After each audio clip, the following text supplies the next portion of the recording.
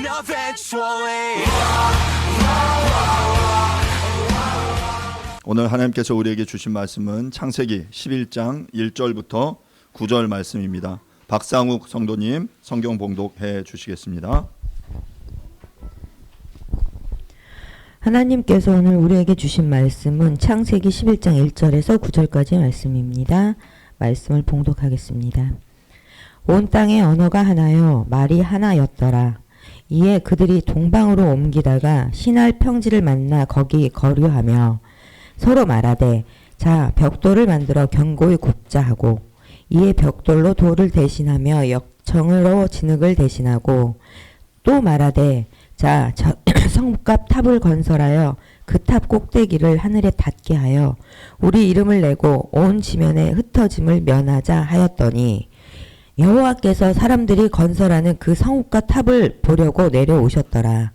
여호와께서 이르시되 이 무리가 한 족속이요 언어도 하나이므로 이같이 사역 시작하였으니 이 후로는 그 하고자 하는 일을 막을 수 없으리로다.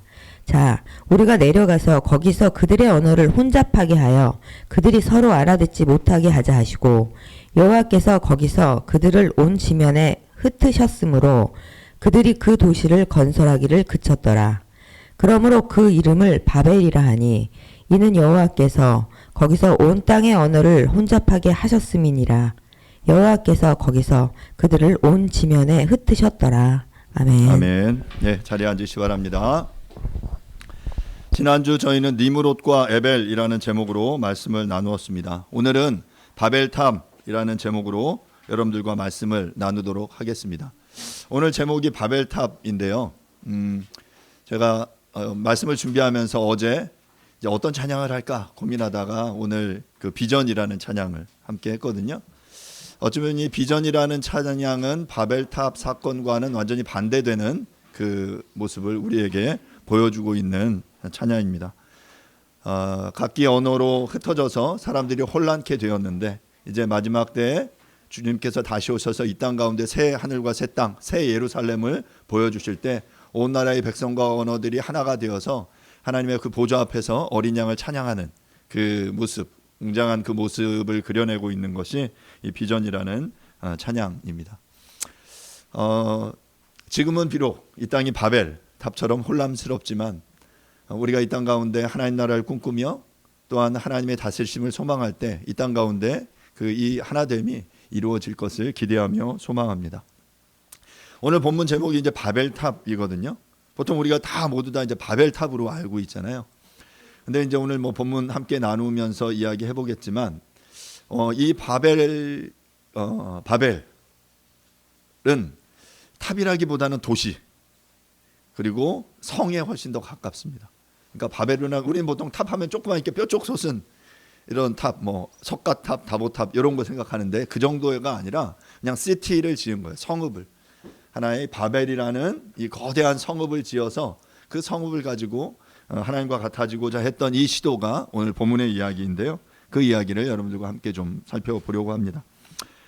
지난 10장은 우리가 노아의 아들들의 계보를 함께 살펴봤습니다. 함의 계보 중 가나안의 자손 니므롯이 있었고 니므롯은 바로 이 가인과 네피림, 넘어진 자들이라는 뜻, 타락한 자들이라는 뜻이죠. 이들의 뒤를 이어서 성을 쌓고 제국을 건설했다라고 말씀을 드렸어요. 그리고 그 니므롯은 하나님의 축복의 계보에 들지 못합니다. 아마 지난주 그 설교 말씀 제가 잠깐 비쳤는데 혹시 이 니므롯이 바로 이 바벨탑을 쌓은 이들이 아닐까라는 이야기를 제가 지난주 설교를 하면서 잠깐 말씀을 드렸어요. 제가 오늘 말씀을 다시 이렇게 살펴보면서 조금 더 그것이 맞다라는 그 심증이 제 가운데 조금 더 생겼거든요. 뭐 그 이야기도 좀 후에 여러분들에게 함께 좀 하겠습니다. 이렇게 가나안의 자손인 니므롯은 성을 쌓고 제국을 건설했지만 하나님의 축복의 계보에 들지 못했습니다. 하지만 반면에 셈의 계보의 에벨은 히브리 백성 이스라엘 민족으로 세상을 구원한 하나님의 도구가 되게 되죠. 지난주 우리가 이야기 속에서 다음 본문 주시면 창세기 10장 25절에 보면 에벨은 두 아들을 낳고 하나의 이름을 벨렉이라 하였으니 그때 세상이 나뉘었음이라. 벨렉의 아우의 이름은 욕단이며. 그러니까 이 에벨에 대해서 이야기했어요. 에벨이 하나님의 이 셈의 자손 중에 이 구원의 계보에 들어갔다라고 말씀드렸는데, 그 중에 이야기한 그 에벨의 두 아들이 있었는데 벨렉과 욕단이 있었다라고 말씀을 드렸죠.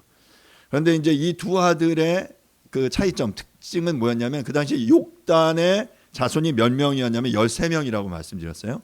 13명이나 있었고, 그러니까 그런 입장에서 보면 욕단이 그 땅 가운데서 그 시대에 성공한 삶을 살았던 것처럼 보이지만, 하지만 그는 이 노아의 그 구원의 족보에 들지 못했고 도리어 욕단이 아니라 벨렉으로 이어졌다라고 여러분들에게 말씀을 드렸습니다.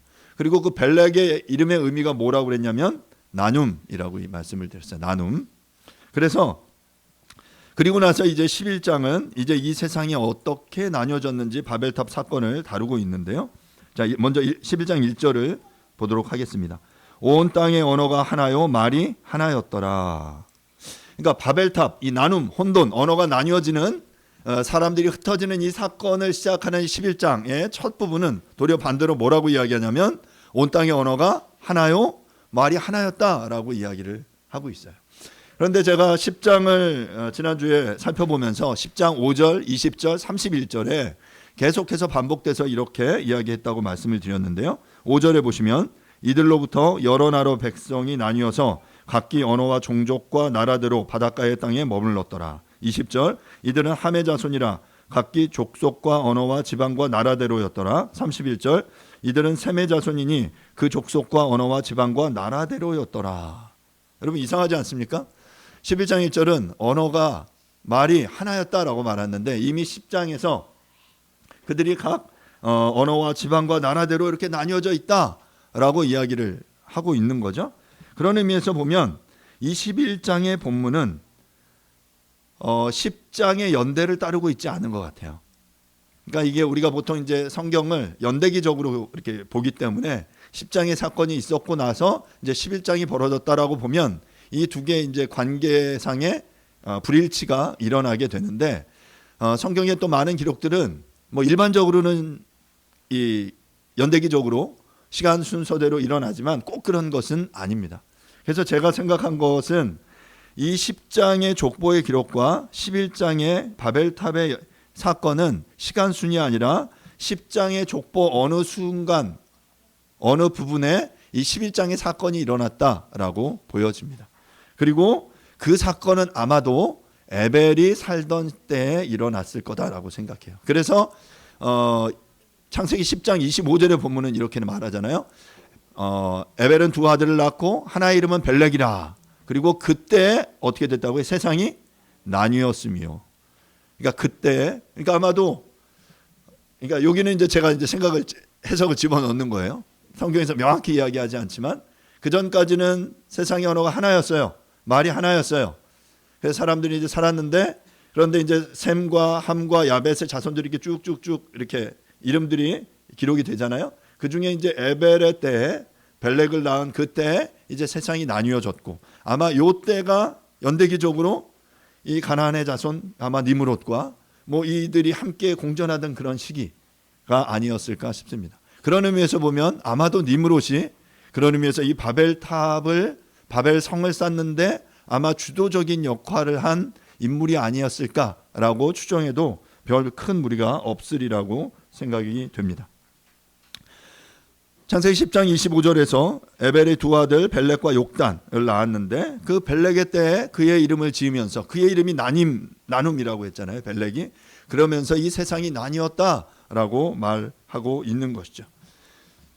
그래서 10장의 족보의 기록과 11장의 이 바벨탑의 사건이 연대기적인 순서가 아니고 이 중간에 어느 부분, 에벨의 요 시대에 이 11장의 사건이 바벨탑의 사건이 기록되었다라고 볼 수 있습니다. 그러면 이어서 우리가 2절부터 4절 본문 말씀을 함께 보도록 하겠습니다.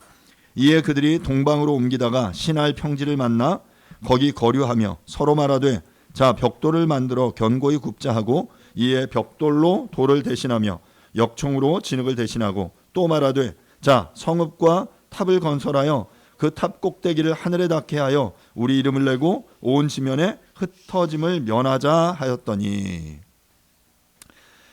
우리가 이제 성경에 보면 아담과 하와가 에덴 동산에서 쫓겨났을 때 그 에덴 동편에 있는 출입구로 나가서 이제 계속해서 그들은 동진하는 거예요. 동쪽을 향해 에덴 동산에서 동편으로 나왔고, 하나님께서는 에덴 동편에 에덴 동산의 출입구를 그 그룹과 화염검으로 불칼로 이제 막으셔서 생명나무의 길을 지키게 하셨다라고 성경이 말하고 있죠. 그리고 또한 이후에 가인이 하나님의 존전에서 추방되어 간 것이 바로 에덴의 동쪽입니다.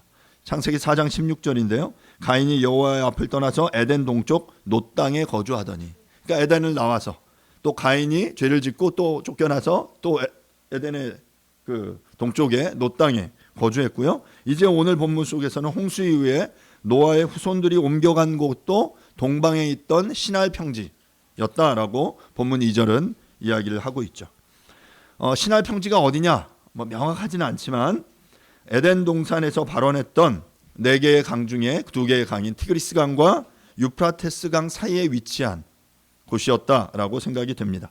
그리고 이 시날 평지에서 구석기, 신석기 시대를 지나 청동기로 넘어오면서 사람들이 그곳에서 농경을 시작하고, 그래서 농경이 가능한 지역에 사람들이 모이게 된 거죠. 그래서 이 강 사이에, 보통 이제 강 사이에 이 물이 이렇게 넘치면 그 안에 이제 비옥한 평야지대가 만들어지잖아요. 삼각집주라고 말하는데 그 지역이 아마 시날 평지였을 것이다라고 생각이 됩니다. 사람들이 이렇게 오랜 시간 지나면서 그곳에서 이제 유목 생활을 하다가 또 농경을 시작하고 한 곳에서 정착해서 삶을 살게 되면 어떤 일들이 벌어지냐면 축적이 일어나게 됩니다. 그게 바로 문화예요. 문화를 컬처라고 이야기하는데, 이 컬처라는 단어가 그 영어의 cultivate에서 나왔다라고 말하죠. 경작하다. 농경을 경작하는 삶을 시작하면서 이제 사람들이 머물러 살게 되고 그곳에서 이제 문화가 형성되기 시작하는 거죠. 자, 사람들이 그곳에 이제 살면서 이제 예전에는 그 유목 생활을 하면 이렇게 떠돌아 다니면서 사냥을 하면서 지냈잖아요. 그래서 많은 것들을 비축해 둘 수 없었어요. 하지만 농경을 시작하면서 이제 자신들이 수확한 것을 이제 쌓아놓고 이제 한 곳에 정착해서 삶을 살게 되죠. 자, 그러면 결국 발전하게 되는 것이 어떤 것이냐면 건축술이에요. 건축이 발전하게 되는데, 오늘 본문을 보시면 자 3절에 보면 이렇게 말하죠. 벽돌을 만들어 견고히 굽자 하고 이에 벽돌로 돌을 대신하여 하며 역청으로 진흙을 대신하고. 그 이전에는 그냥 1차적으로 자연에서 얻어진 돌 가지고 진흙 가지고 이렇게 건물을 짓는 것이 그들의 방식이었어요. 그런데 이제 문화가 발달하면서, 건축술이 발달하면서 이제 돌이 아니라 규격에 맞춰서 이제 벽돌을 찍어내기 시작한 거죠. 그리고 그 벽돌과 벽돌 사이를 역청으로 대신해서 훨씬 더 견고하게 건축을 하게 된 것입니다. 자, 그리고 그 본문은 4절에 또 말하기를 성읍과 탑을 건설하여 그 탑 꼭대기를 하늘에 닿게 하여 우리의 이름을 내자, 온 지면에 흩어짐을 면하자라고 그들이 이제 이야기를 합니다. 사람들이 이렇게 모였을 때 어떤 일이 벌어지는지 우리에게 말해주고 있는데요. 이들은 도시를 이루어 살기 위해서 그 건축물을 만들어 내기로 작정을 한 것입니다. 우리는 이 본문 속에서 하나님과 같아지고자 하는 인간의 교만과 불순종을 읽을 수 있습니다. 함께 모여 사는 것, 도시화 자체가 나쁜 것은 아니지만, 하지만 타락한 인간들이 좁은 지역에 함께 모여 살게 되면 필연적으로 자원이 부족해지고 이로 인해 범죄가 일어날 수밖에 없습니다. 뿐만 아니라 이들은 지금 하나님의 이름을 부르며 그분을 의지하는 삶이 아니라 자신의 이름을 내고 새로운 기술, 벽돌 제작과 건축 기술을 의지하고 있는 것입니다. 이렇게 높은 탑, 높은 성읍을 쌓음으로 난공불락의 요새를 만들어 자신의 힘과 능력을 과시하려고 했던 것입니다. 본문 속에서 이 탑의 건축을 누가 주도했는지 말하고 있지 않지만, 제가 말씀드린 대로 10장의 니므롯이 아마 이 시대에 그 바벨탑, 높은 탑을 쌓아 하나님이 계시는 그 탑의 닫기를 주도하는 그 역할을 감당했을 것이다라고 생각해요. 니므롯의 의미가 반역하다, 화살이라고 말씀을 드렸죠. 그래서 가인의 성 건축과 네피림의 삶을 합한 모습을 살았던 자로서 니므롯은 아마도 이 바벨탑을 쌓는데 주도적인 역할을 했을 것이다라고 생각이 됩니다.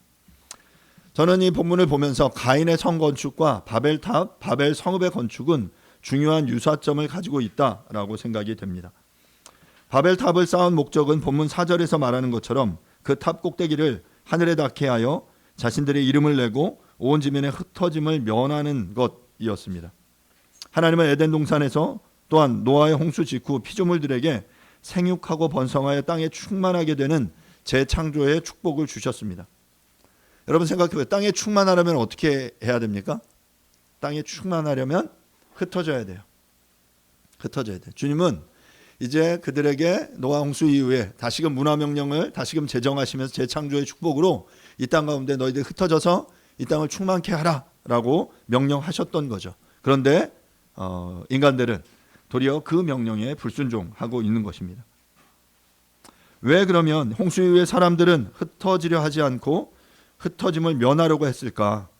이들은 가인의 냄새를 물씬 풍기는 사고방식을 지니고 있었기 때문입니다. 이들이 성을 건설한 목적은 창세기 4장에서 가인이 성을 쌓는 것과 아주 흡사합니다. 다음 슬라이드 보여주시면 여러분 슈트에도 제가 주보에도 표시해 두었는데요. 이 표에 보시면 가인과 바벨 성의 유사점을 우리에게 보여줘요. 4장 17절 그들이 성을 쌓죠. 11장 3절에 성과 성탑을 쌓습니다. 17절에 아들의 이름을 그 탑에 붙입니다. 그리고 4절에 우리의 이름을 내고자 했고요. 4장 12절 14절에 땅에서 피하며 유리하는 자가 되었다라고 말하는데 온 지면에 흩어짐을 면하자라고 그들이 이야기를 하고 있죠. 창세기 4장 17절에서 가인은 에덴 동편 즉 메소포타미아 또는 시날 지역에 성을 쌓고 그 성에 자기 아들의 이름 에녹의 이름을 붙여서 에녹성이라고 했습니다. 이것은 바벨 성을 쌓는 사람들의 대의와 의도와 아주 비슷한 것을 볼 수 있죠. 홍수 이후에 사람들이 흩어지는 것은 벌이 아니라 하나님의 재창조의 축복이었음에도 이들은 가인의 사고방식을 가지고 있었기 때문에 흩어져 땅에 충만하라는 재창조의 명령을 거부하고 니므롯이라는 이름의 의미처럼 하나님께 반역하려 했고 이제 그 탑을 높이 쌓아 탑이라기보다는 시티 앤 타워라고 이야기해요. 성읍과 그 탑 높이 쌓아서 하나님께 반역하는 행동을 하게 된 것입니다. 이제 인간들의 이러한 반역에 대해 하나님께서 행동하시는데요. 11장 5절부터 9절 말씀입니다. 제가 읽겠습니다. 여호와께서 사람들이 건설하는 그 성읍과 탑을 보려고 내려오셨더라. 여호와께서 이르시되 이 무리가 한 족속이요 언어도 하나이므로 이같이 시작하였으니 이후로는 그 하고자 하는 일을 막을 수 없으리로다. 자, 우리가 내려가서 거기서 그들의 언어를 혼잡하게 하여 그들이 서로 알아듣지 못하게 하자 하시고 여호와께서 거기서 그들을 온 지면에 흩으셨으므로 그들이 그 도시를 건설하기를 그쳤더라. 그러므로 그 이름을 바벨이라 하니 이는 여호와께서 거기서 온 땅의 언어를 혼잡하게 하셨음이니라. 여호와께서 거기서 그들을 온 지면에 흩으셨더라. 5절 본문에서 사람들이라고 하는 표현은 히브리어로 베네 하 아담입니다. 이것의 의미는 사람의 아들들, 베네 아들이라는 뜻인데요. 하 아담, 아담의 아들들. 앞서 창세기 6장에서 베네 엘로힘 그리고 베노트 하 아담이라는 표현을 봤어요. 베네 엘로힘은 하나님의 아들들과 베노트 하 아담은 사람의 딸들, 아담의 딸들이라는 뜻이라고 말씀을 드렸었죠. 이제 그 베네 하 아담 사람의 아들들이 바로 그 사람들이 성읍과 탑을 건축하고 있는 것입니다. 그 성읍은 시티라고 말씀드렸죠. 이 거대한 성을 그들이 쌓고 있었어요. 그때 하나님께서 하늘에서 내려오셨다라고 이야기를 해요.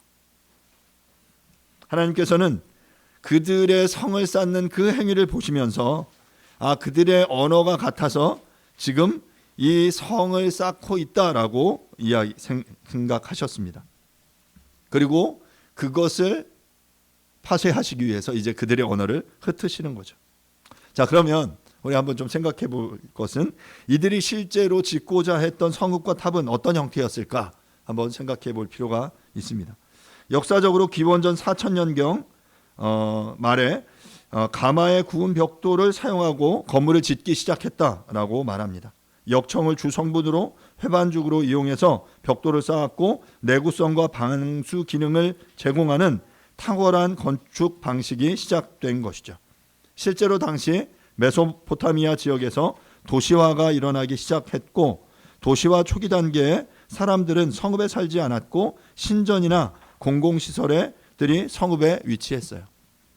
여러분, 문화가 일어나면 사람들이 점점 모이고 권력이 생기고 권력을 가진 자가 그 집중된 권력, 힘을 가지고 그들이 건축물을 짓는 거예요. 그냥 홀로 살던 사람은 어떤 거대한 건축물을 지을 수 없잖아요. 근데 그 권력이 독점되기 시작하고 집중되고 그리고 그 힘을 가지고 이제 사람들을 부려서 그 노동력을 이용해서 거대한 건축물을 짓기 시작하는데 그때 짓는 가장 중요한 건축물은 바로 신전이에요. 신전. 신을 섬기는 신전을 짓는 거죠. 바로 이러한 건축물은 신전 복합체로 불리는데요. 이 건축물을 뭐라고 부르면 지구라트라고 부릅니다. 다음 슬라이드 보시면 이 피라미드 구조의 건축물로 중앙에 신들의 거처가 존재하는 구조입니다. 여기 이것이 이제 갈대아 우르의 지구라트, 현재 이라크 남부 나시리아 지역에 있는 이 지구라트를 보여주고 있는 이렇게 그 사진이에요. 실제로 이제 발굴을 통해서 이런 형태의 신전 복합체가 그 당시에 이제 만들어졌다라는 거죠. 다음 슬라이드 보여주시면요. 피터로 브레벨이라는 사람이 그린 바벨탑의 그림입니다. 뭐 실제로 이랬는지는 알 수 없어요. 상상력이죠. 그냥 우리가 생각한 작은 탑은 아니었던 것 같아요. 거대한 성읍. 그래서 이 사람들이 이 성읍을 이렇게 빙빙빙 돌면서 거대하게 높게 쌓아서 마치 하늘에 닿을 수 있을 것이다. 그런 의도를 가지고, 물론 과장법이죠. 뭐 지금 우리가 짓는 뭐 이렇게 수백 층의 고층 정도는 아니었겠지만, 하지만 그들이 생각하기에 이런 높은 건물을 쌓고자 했던 것은 틀림없습니다. 이런 시도들, 그리고 이런 그들의 의도를 하나님이 보셨죠. 그냥 뭐 건물 잘 짓고 우리가 함께 모여 잘 살자라는 의도가 아니었기 때문에 이들이 건물을 그렇게 높게 쌓고자 하는 건 하나님이 닿고자 하는 거였고, 하나님께 반역하고자 하는 그들의 의도를 간파하시고 이제 하나님께서는 내려오셨습니다. 그리고 하나님은 진노하셔서 이제 그 건축물을 더 이상 계속해서 짓지 못하도록 조치를 취하시죠. 하나님의 진노는 단순히 사람들이 도시에 모여들어 건축물을 지었기 때문이 아닙니다. 계속해서 우리가 창세기 앞 본문들 속에서 보지만 인간은 지속적으로 하나님과 같아지고자 하는 시도 속에서 하나님을 불순종했습니다. 그런데 이 문제는 단회적인 시도로 이것이 그치는 것이 아니라 이들을 그냥 두었을 때 이러한 불순종의 행위가 지속적으로 반복되고 막을 수 없게 될 것이라는 것 때문에 하나님께서는 이들을 흩으신 것입니다. 인간의 악한 경향성은 성경을 통해서 지속적으로 언급되는데요. 다음 슬라이드 보시면 창세기 6장 5절에 보면 그 마음의 생각과 모든 계획이 악했고요. 또한 8장 12절에 사람의 마음의 계획하는 바가 악했고 11장 6절에 그들이 하고자 하는 일이 악했다라고 성경은 이야기해요. 그러니까 사람들이 우리가 선악과 이후에 선한 양심이 우리 가운데 온전히 회복되지 못하고 이 선악과 이후에 악한 우리의 의지가 살아있는 동안은 우리의 인간의 수고는, 우리가 노력하는 부분들은, 모든 생각하고 계획하고 행하는 일들은 악함을 향해 달려갈 수 없다라는 거죠. 뭐 제가 엔트로피 법칙 이야기 말씀드렸는데 그냥 가만히 있으면 무질서도가 악함이 증가하는 방향으로 달려갈 수밖에 없다라는 거예요. 지금 인간들은 자신들의 건축물을 높이 쌓아 하나님과 같아지고자 했지만 하나님께서는 이들이 닿는 위치에 계시지 않았기 때문에 내려오셔야만 했습니다. 그리고 하나님의 강림은 이들의 이 폭동, 이들의 반역을 단번에 진압하십니다. 하나님이 그렇게 내려오셔서 이들을 진압하시는 이 모습은 에덴 동산에서 하나님의 강림을 떠올리게 합니다. 에덴에서 하나님이 이렇게 오셨을 때 선악과를 따먹고 죄를 지은, 그래서 두려워 떨고 있는, 나뭇잎을 입고 숨어 있는 그들을 향해 하나님이 강림하셨죠. 임재하셨죠. 그리고 그렇게 오셔서 아담과 하와의 죄에 대해서 심판하셨던 것처럼 이제 창세기 11장 5절부터 9절에서 바벨 토합에 강림하신 하나님께서 하나님을 대적하여 성과 탑을 쌓으려는 인간들의 징벌을, 인간들을 향해서 하나님의 심판, 징벌을 행하고 계신 것입니다. 하지만 이 두 가지의 차이점을 볼 수 있는데요. 에덴 동산에서의 하나님의 징벌 이후에는 하나님이 가죽옷의 은혜를 베푸시지만, 지금 이 바벨탑 사건에서의 하나님의 징벌 이후에는 하나님이 어떠한 은혜도 베풀지 않으십니다. 창세기 3장 타락 이후의 사건들 속에서 하나님께서는 그 심판 이후에, 선악과의 범죄 이후에 인간들을 향해 은혜를 베푸십니다. 가죽옷을 주시고 살인자 가인에게는 그를 보호하시겠다라는 표까지도 주셨어요. 홍수 이후에 언약을 재확인하시면서 무지개를 주셔서 내가 다시 이제 물로는 이 땅을 심판하지 않겠다라고 약속하셨죠. 그러나 오늘 본문 속의 11장을 읽으면 11장의 이 바벨탑 사건 이후 하나님이 그들의 언어를 흩으시고 나서 그들을 향해 어떠한 은혜도 베풀고 계시지 않는 것처럼 보입니다. 그 은혜의 흔적을 찾아볼 수가 없어요. 그러면 왜 하나님께서는 바벨탑 사건 이후 왜 흩어진 그들을 향해 하나님의 은혜를 베풀지 않으셨을까요? 이제 하나님께서는 그 이전과는 완전히 다른 방식으로 일하시기를 선택하신 것입니다. 그것은 바로 여자의 후손인 아브라함을 통해 그를 복의 근원으로 삼아 그 땅의 모든 족속으로 복을 얻게 하시기 위함이었기 때문입니다. 하나님이 다른 계획을 가지고 계셨어요. 그 이전에는 하나님의 그 여러 심판 이후에 하나님이 모든 인류를 향해 그 하나님의 은혜를 펼쳐 보여주셨지만, 이제는 이 바벨탑 사건 이후 하나님은 그 계획을 변경하셔서 이제 아브라함을 통해 그 하나님께서 구원하시기를 작정하시는 것이죠.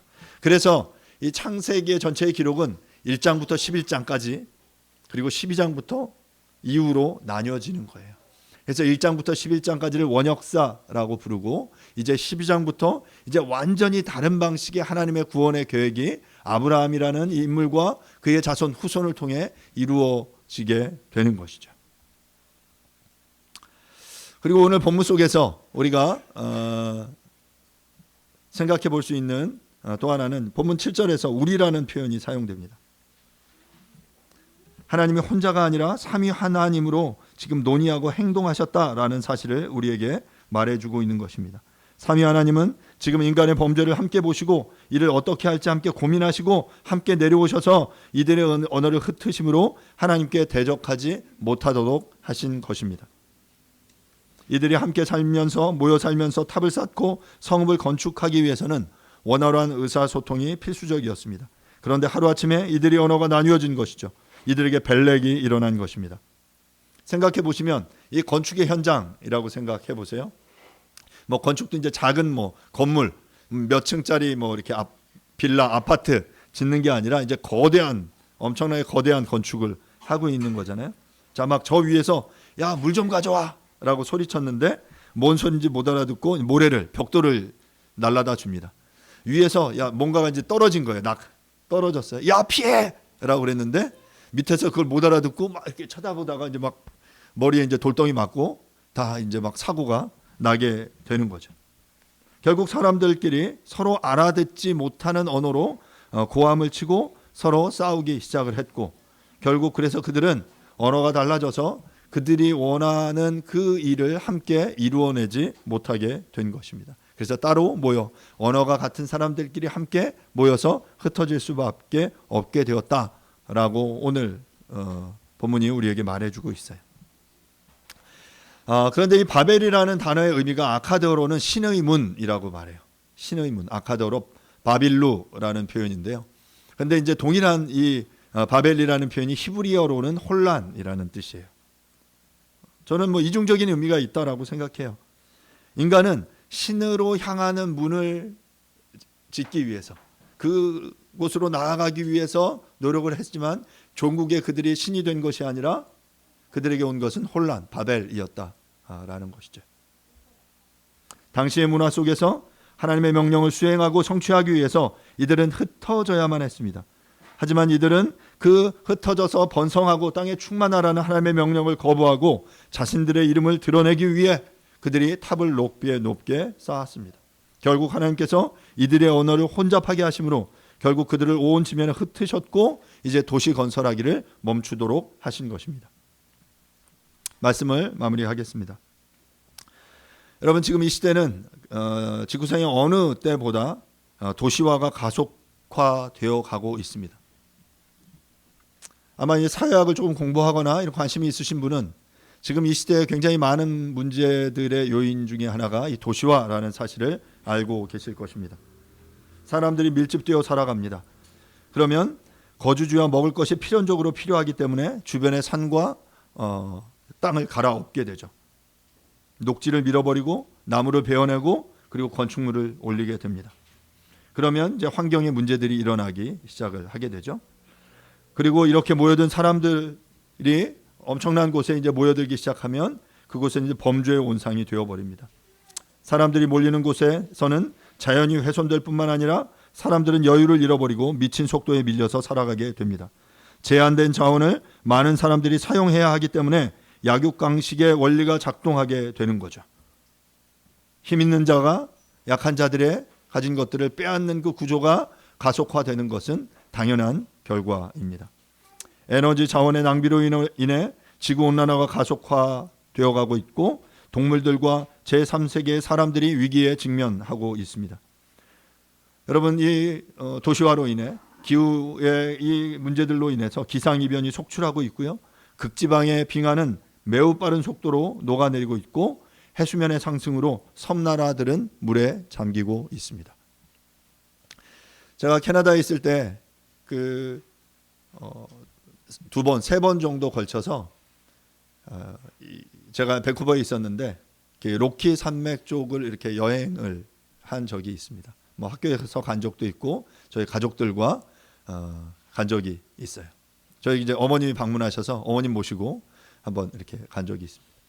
그때 이제 여러 곳을 갔는데 그 로키 쪽은 만년설이 있습니다. 그리고 그 아다바스카 빙하라는 그 굉장히 유명한 관광지가 있는데 거기는 이제 빙하가 존재해요. 그래서 그곳에 가면 큰 설상차를 타고 바퀴가 한 2m가 넘는 그런 설상차를 타고 이제 빙하 위를 올라가는 게 그 관광의 주요한 포인트예요. 제가 처음에 갔을 때 이제 빙하 위에 올라가서 빙하 사이에 이렇게 녹는 물도 떠서 마시고 거기서 이제 막 사진도 찍고 그랬어요. 그런데 불과 2년, 3년 후에 갔는데 빙하가 10m, 20m 정도 이게 밀리기 시작하는 거예요. 아마도 지금 가면 아마 몇 년 내에 그 아다바스카 빙하는 관광지로서 문을 닫아야 할지도 모릅니다. 왜냐하면 그 빙하가 뭐 예전에는 그 위치를 이제 유지하고 있었어요. 계속해서 빙하가 쌓여 있었는데 점점 이 빙하의 위치가 지구 온난화로 녹으면서 밀려나고 있는 거죠. 이런 일들이 벌어집니다. 어딘가에서는 그 빙하가 그렇게 녹고 있고 빙하가 녹아서 많아진 이 물은 이제 제3세계의 섬들을 가라앉게 만들고 있죠. 결국 이 모든 것들이 나의 이름을 내고 흩어짐을 면하려고 바벨탑을 쌓는 시도와 같습니다. 결국 나 자신이 높아지고자 하는 이 시도, 그래서 내가 그 힘을 나에게 집중시키려고 하는 인간의 이런 모든 시도는 저는 그것이 바로 바벨탑을 쌓으려는 시도다라고 생각이 됩니다. 사랑하는 여러분, 그러면 우리의 삶 가운데 우리가 쌓고 있는 바벨탑은 무엇입니까? 내가 부여잡고 놓지 못하고 있는 우리의 삶의 방식은 혹시 무엇입니까? 하나님이 원하는 삶의 방식이 아니라 너희들 흩어져서 땅에 충만해서 내가 너희에게 원하는 그 삶의 방식을 따라 하나님의 나라의 가치를 따르며 이 땅 가운데 살아가라 라고 명령하신 그 방식을 따르는 것이 아니라 흩어짐을 면하기 위해 모여서 우리의 이름을 내기 위해서 높아지고자 하는 그 모든 시도들을 가지고 달려가는 이 삶의 모든 방식은 우리가 이 땅 가운데 살아내는, 우리가 쌓아가는 바벨탑, 바벨성이라고 생각이 됩니다. 사랑하는 여러분, 그러한 하나님이 원하시지 않는 그 삶의 방향을 향해 달려가고 내가 추구하고 내가 높아지려고 하는 이러한 시도들, 우리의 추구들을 하나님 앞에 내려놓을 수 있기를 간절히 바랍니다. 우리의 인간은 결코 하나님과 같아질 수 없습니다. 그리고 같아진다라는 것도 우리에게 저주일 수밖에 없어요. 우리의 노력으로 결코 하나님 앞에 닿을 수 없습니다. 그리고 그런 시도들에 대해서는 하나님이 분명히 하나님이 그 자리에서 내려오셔서 우리를 심판하실 것입니다. 언어를 흩으심으로 하나님께서 당신의 방식으로 우리의 그 하나님과 같아지려고 하는 우리의 이 추구에 대해서 하나님께서 말씀하실 것입니다. 결국 그렇게 하나님께서 우리에게 내려오셔서 우리를 심판하실 때 정말 우리가 그 상황 속에서 하나님을 어떻게 맞고 어떤 삶을 살아내야 할지 생각해 볼 수 있기를 바라요. 이렇게 바벨로 사람들이 흩어졌지만 또한 우리가 사도행전 2장에서 다시 바벨의 사건이 극복되는 것을 한 차례 보죠. 방언이에요. 각 나라 백성들이 각 나라의 언어로 흩어져 있었는데 성령이 임하시자 한 나라의 그 한 언어로 그들에게 들리기 시작한 것이죠. 바로 성령이 오시면 그 흩어졌던 모든 것들을 다시금 하나로 만드실 것입니다. 그리고 우리가 오늘 비전이라는 찬양을 통해 함께 노래했던 것처럼 바로 그 하나님의 은혜의 보좌 앞에서 어린 양을 우리가 찬양할 때 각 나라의 백성들이 나와 그곳에서 그들의 언어로 하나님을 찬양할 때 그 언어가 하나가 되어 하나님을 높여드리는 아름다운 화음을 이뤄내게 될 것입니다. 저는 그 모습이 어떨지 잘 모르겠어요. 하지만 그 모습들을 소망합니다. 제가 오늘 그래서 처음 그 비전 찬양할 때 뒤에 그 코러스를 넣어달라고 부탁을 했어요. 그런데 시도가 있었는데 뭐 완벽하게 성공하지 못했어요. 그래도 시도를 했습니다. 그런 코러스, 꼭 그것이 꼭 그런 코러스만이 아니라 화음만이 아니라 다른 언어로 아주 아름답게 각자의 자기의 언어로 하나님을 찬양하는 거죠. 그리고 하나님의 성령이 우리 가운데 하나 될 때 그 노래가 하나가 되어져서 그 올려지는 그 아름다운 찬양. 제가 이제 우리 뭐 교회가 이후에 성장하게 되면 꼭 하고 싶은 것 중에 하나가 이제 성가대예요. 저와 아내가 성가대에서 사랑을 눈이 맞아. 그 성가대에서 그 화음에 맞춰서 노래할 때 저는 그 속에서 그 하나님의 임재를 많이 경험합니다.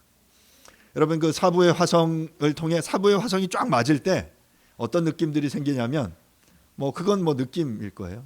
그 5번째 화음이 들리는 것 같아요. 그 4개 화음이 하나님 앞 그 어우러져서 아름답게 울려 퍼질 때 또 하나의 그것들이 어우러져서 하나의 화음이 우리에게 들리죠. 우리가 각기 다른 언어와 각기 다른 생각들을 가지고 나오지만 물론 그것들을 각자의 자리에서 그렇게 살아낼 때는 바벨탑을 쌓는 것처럼 하나님을 대적하는 우리의 모습이겠지만 하지만 반대로 우리가 어린 양의 보좌 앞에 나와 성령이 하나 되게 하심 속에서 우리가 각자의 모습들을 우리의 노래로 하나님 앞에 올려드릴 때 그것은 아름다운 화음으로 하나님 앞에 하나가 되어 들려지게 될 줄로 믿습니다. 사랑하는 여러분, 우리의 삶 가운데 바벨탑을 쌓으려는 우리의 시도를 내려놓고 성령의 하나 되게 하시는 것을 우리가 이 안에서 추구해 나아갈 수 있기를 간절히 바랍니다. 그때 다시금 하나님이 우리 가운데 손을 내어 미시고 또한 우리는 그 손을 잡고 그 하나님의 보좌 앞에서 그분을 노래할 수 있을 것입니다. 그리고 하나님의 은혜가 우리 가운데 그렇게 임하게 될 줄로 믿습니다. 이 시간 함께 말씀을 생각하시면서 기도하죠. 내가 쌓고 있는 바벨탑은 무엇인가? 내가 추구하고 있는 내가 높아지려고 하는 그러한 시도들은 무엇인가? 생각해 보시면서 하나님 이 나의 시도들을 내려놓고 주님만을 높여드릴 수 있도록 도와주십시오. 하나님만을 높여드리며 살아가는 우리 인생과 삶이 되어지게 주님 도와주십시오라고 이 시간 함께 잠시 기도하도록 하겠습니다. 기도하겠습니다. 하나님 주님의 보좌 앞에 나아가 노래할 그날을 소망합니다. 하나님 흩어진 우리의 욕망과 우리의 시도들 높아지려 가는 우리의 모든 모습들을 내려놓고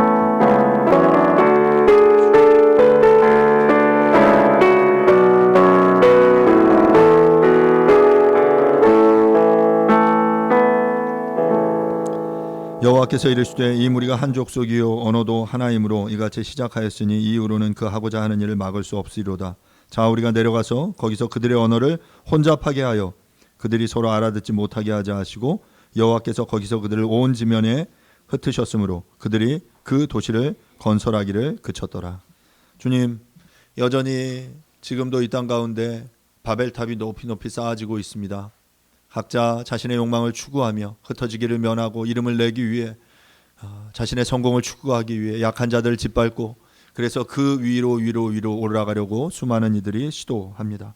주님, 결국 그 높아지고자 하는 이 모든 시도들 결국 혼돈으로 이어질 수밖에 없는데 주님, 우리의 삶 가운데 함께해 주셔서 이러한 우리의 바벨탑을 쌓으려는 우리의 시도를 내려놓고 우리가 하나님만을 좇을 수 있도록 주님 도와주십시오. 우리가 우리의 힘과 우리의 능력으로 살아가는 것이 아니라 성령의 하나 되게 하심을 따라 살아갈 수 있게 도와주십시오. 결국 그러할 때 우리의 다양함이 정말 주님의 그 은혜의 보좌 앞에서 어린 양의 보좌 앞에서 하나됨으로 하나님을 예배하며 찬양하게 될 줄로 믿습니다. 우리의 이 바벨의 시도들을 내려놓고 하나님의 하나 되게 하심을 쫓아 살아가며 하나님의 은혜를 경험하는 우리 사랑하는 모든 성도들이 될 수 있도록 하나님 역사하여 주시옵소서. 모든 것 주님께 의탁드립니다. 감사드립니다. 예수님의 이름으로 기도합니다. 아멘. 뉴시티 교리문답 47번 문화입니다. 성찬은 그리스도의 구속사역에 무언가를 더하는 것입니까? 그렇지 않습니다. 그리스도는 단번에 죽으셨습니다.